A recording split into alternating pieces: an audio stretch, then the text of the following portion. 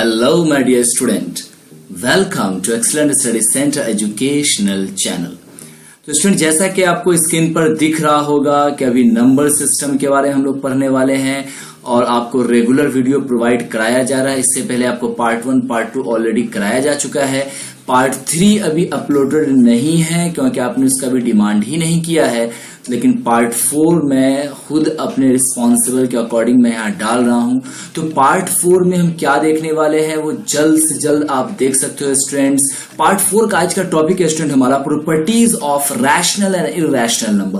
तो इससे पहले कि जो टॉपिक्स मैंने आपको कराए हैं पार्ट 1 पार्ट 2, उसमें नंबर सिस्टम के बारे में मैंने पूरी जानकारी आपको विस्तार पूर्वक से दी है, डिटेल से दिया है। तो प्लीज मैं आपसे रिक्वेस्ट करता हूं कि अगर आपने वो नहीं देखा है तो प्लीज आप पहले वो पार्ट 1 एंड पार्ट 2 देख लें। तो ये आपके लिए ये वाली जो वीडियो है वो आसान हो जाएगी, बहुत एक हद तक आपके लिए आसान हो जाएगा। तो आइए शुरू करते हैं आज का topic, the properties of rational and irrational number. Okay students, तो देखो यहां पढ़ रहे हैं हम लोग क्या, मैथमेटिक्स।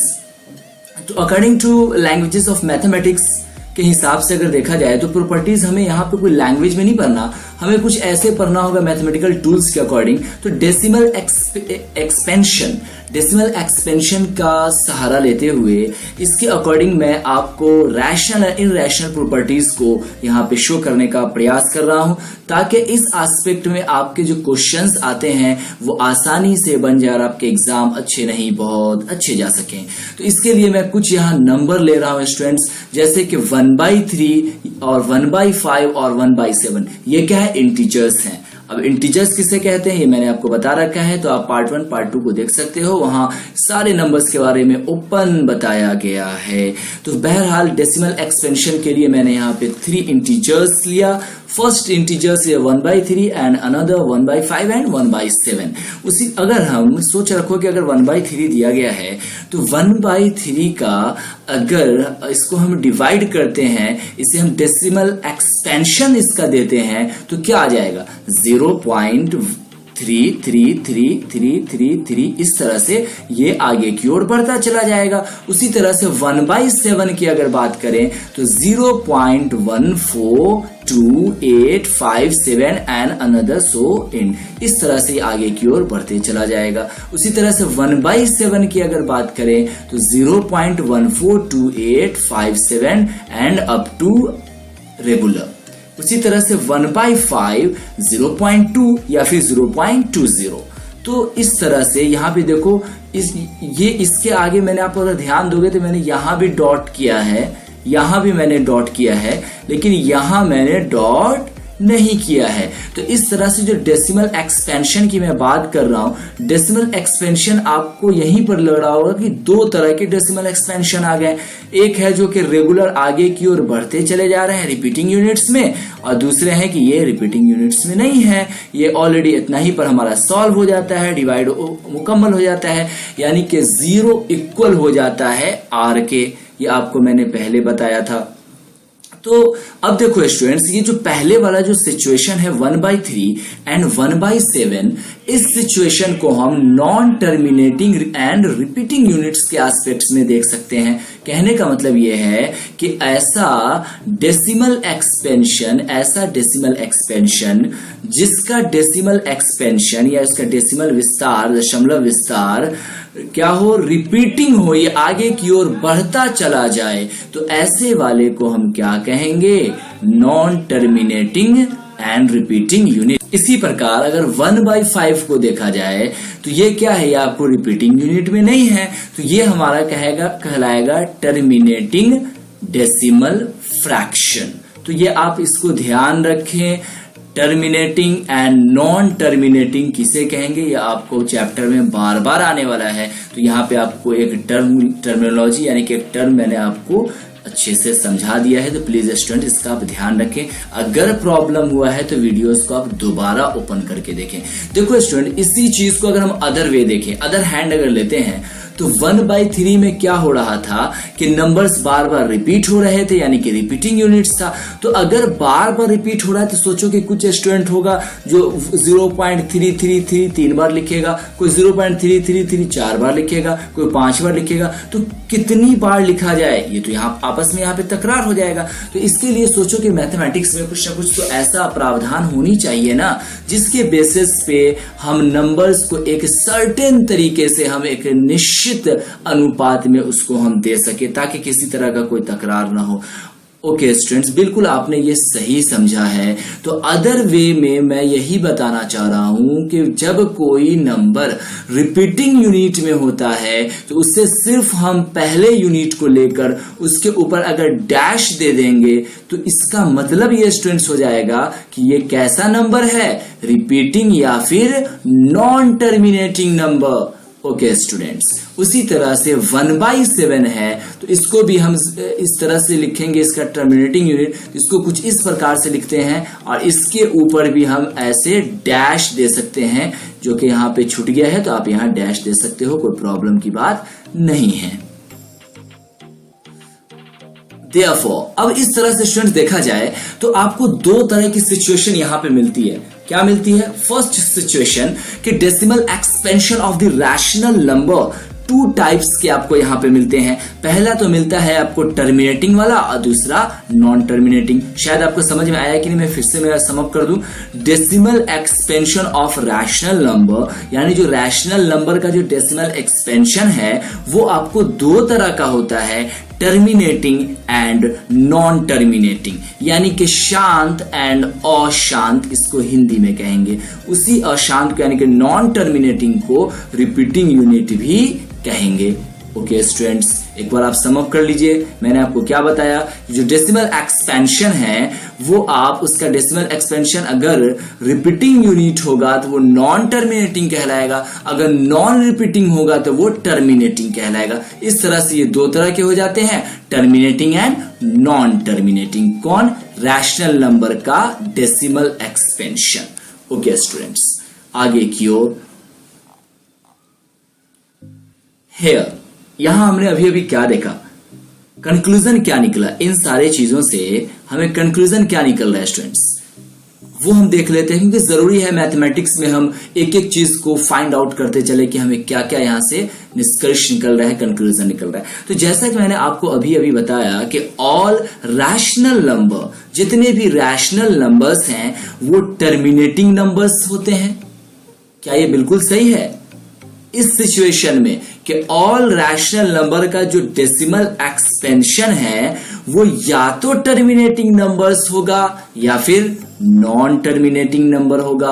फिर से मैं बोल दूं, जितने भी रैशनल नंबर हैं उनका जो डेसिमल एक्सपेंशन होगा वो या तो टर्मिनेटिंग नंबर होगा यानी कि शांत, या फिर नॉन टर्मिनेटिंग नंबर होगा यानी कि अशांत। बट इतना आसान नहीं है स्टूडेंट्स, यहां पे एक देखो अलग सिचुएशन भी है हमारे पास। बट अदर हैंड, अगर ऐसा हो कि decimal expansion of rational number जब टर्मिनेटिंग एंड नॉन टर्मिनेटिंग दोनों में से कुछ नहीं होगा, इसलिए मैंने यहां पे कट ऑफ का निशान दिया है।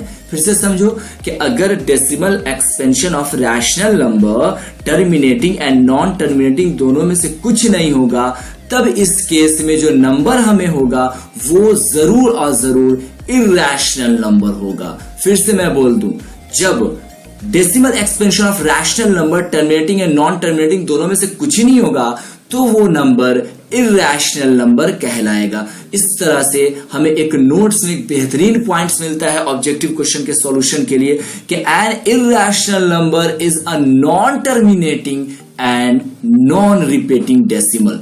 इस तरह से हमारा डिफिनेशन बनेगा, a number which decimal expansion is non-terminating and non-repeating is called irrational number। क्या मतलब हुआ?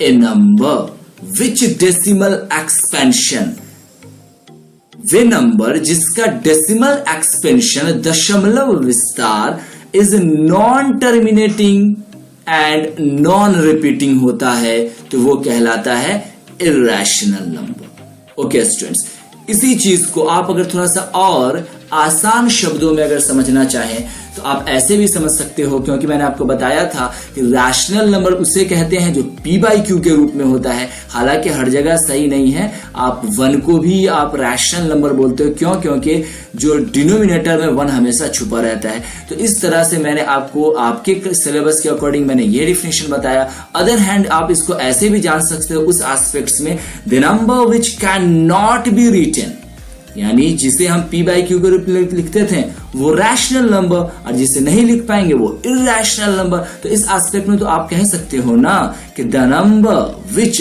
Can not be written in the form of p by q are known as irrational number.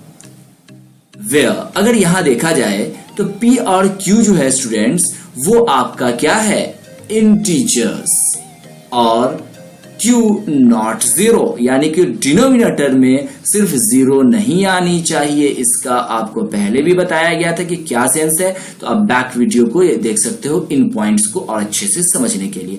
तो इस तरह से स्टूडेंट्स सोचो जरा कि रैशनल नंबर का आखिर इरैशनल नंबर का एग्जाम्पल कौन सा हो जाएगा, क्योंकि मैंने तो आपको अभी भी बताया कि वो नंबर्स हो जाएंगे जो नंबर रेगुलर वे में यानी कि रिपीटिंग यूनिट में रहते हैं।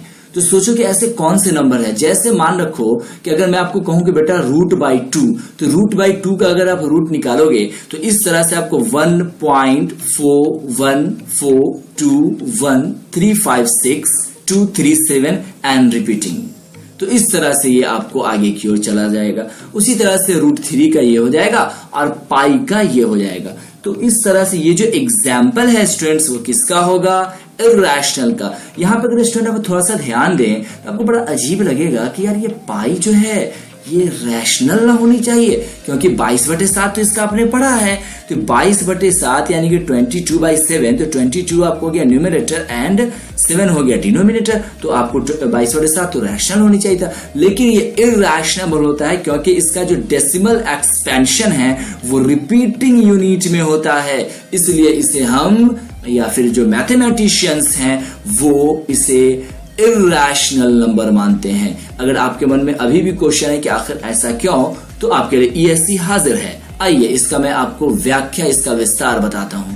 देखो स्टूडेंट्स, नोट में मैंने दे दिया है, नोट मैंने 1 2 3 3 मैंने नोट्स दिया है जो कि बहुत ही ज्यादा इंपॉर्टेंट है व्यू ऑफ नॉलेज के अकॉर्डिंग। तो pi is an irrational number. Pi क्या है, इरैशनल नंबर है। वाइल जबकि 22/7 यानी कि 22/7 is a rational number. Second note में दिया गया है द हाईएस्ट वैल्यू ऑफ पाई। देखो आपके दिमाग में आएगा ना कि आखिर ये क्यों हो रहा है सर, ये तो बताओ हमें कि ये पाई फिर क्यों इसको हम मान रहे हैं रैशनल, जबकि 22/7 तो आपको रैशनल, फिर हम इस चीज को हम इरैशनल क्यों मान रहे हैं। देखो एक्चुअली मामला ये है, जो हाईएस्ट वैल्यू ऑफ पाई होता है ना वो 355/113 यानी कि 355/115 होता है।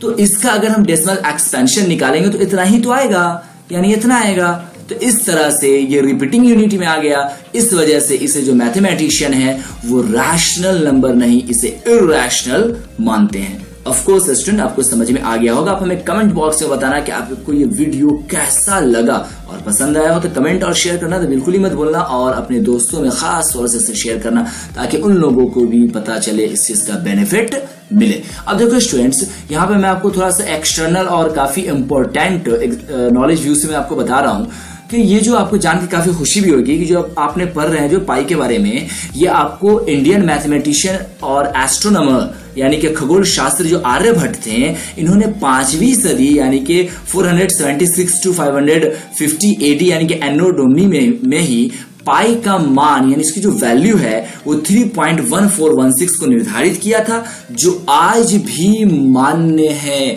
तो ये हमारे गर्व की बात है कि ये इंडियन मैथमेटिशियन थे।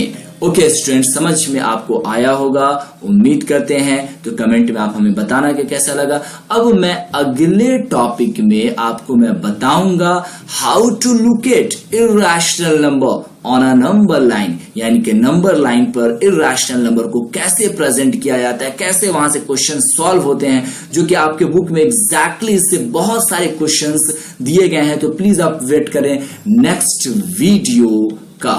Thanks for the watching this video.